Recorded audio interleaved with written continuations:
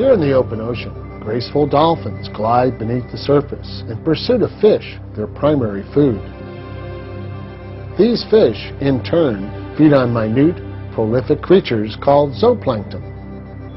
These days, zooplankton share the surface waters with increasing numbers of minute plastic particles, posing a problem since fish and birds are now consuming plastic in addition to plankton. Since petroleum-based plastics are non-biodegradable, any plastic entering the ocean remains there, continually breaking into ever smaller pieces until it becomes ingested or is deposited on some distant shore.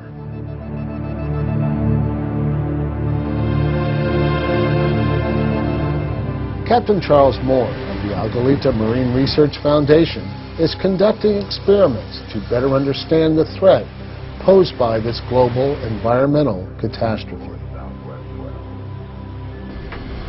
Okay, let's do it.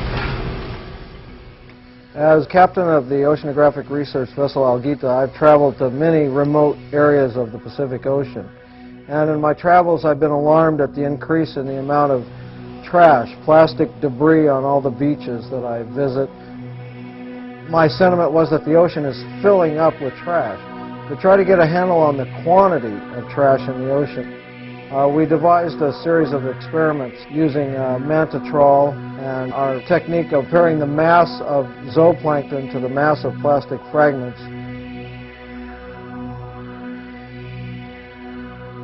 We trawled over 100 kilometers at random lengths and then came back to the lab and analyzed our samples.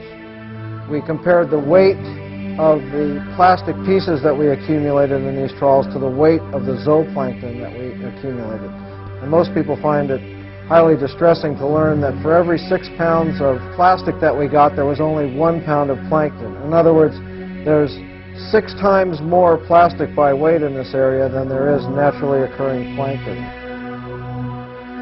However, the Central Pacific, being a gyre, does accumulate. The high concentrations we found are likely to be at their greatest in the center of the Central Pacific gyre.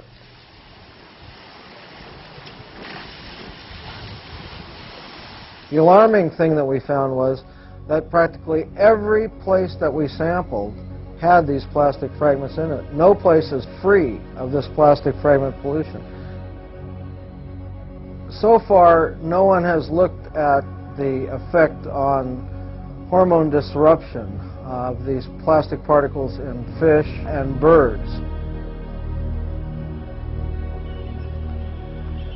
The Laysan albatross and the black-footed albatross ingest post-consumer plastic, and the Laysan albatross ingests gliders and light sticks and large plastic fragments.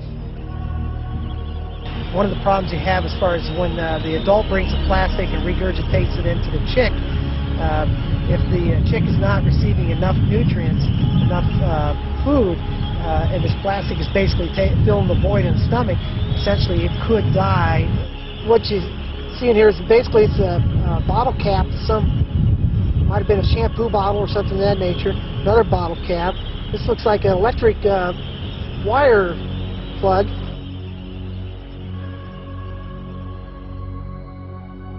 Today aboard the oceanographic research vessel Algalita, we're sampling after one of the largest storm events in the last 2 years. The amount of rain has created a huge plume out from the mouth of the San Gabriel River, and we're attempting to see the effects of this plume of runoff and the amount of debris that's contained within it.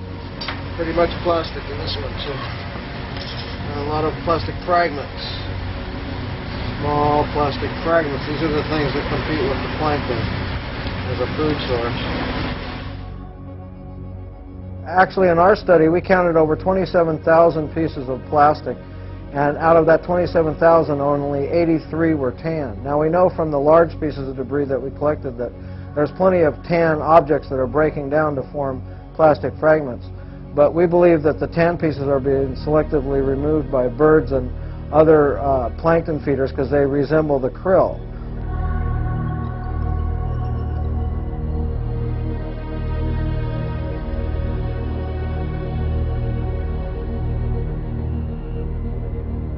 So color is important as a food mimic. Also shape. The nurdles themselves have an oval shape that resembles fish eggs and are preferentially eaten by many species of birds. Over 70 species of birds have been found to ingest these pre-consumer plastics. Studies have been done on birds, have found higher PCB content in their tissues when they've ingested plastic. So we know this plastic is a way to transport pollution.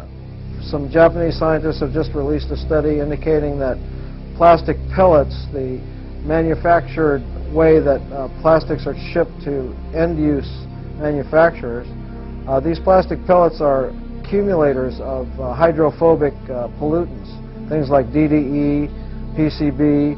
These can be up to 1 million times more concentrated on the surface of these plastic pellets than they are in the ambient seawater, based on this latest research.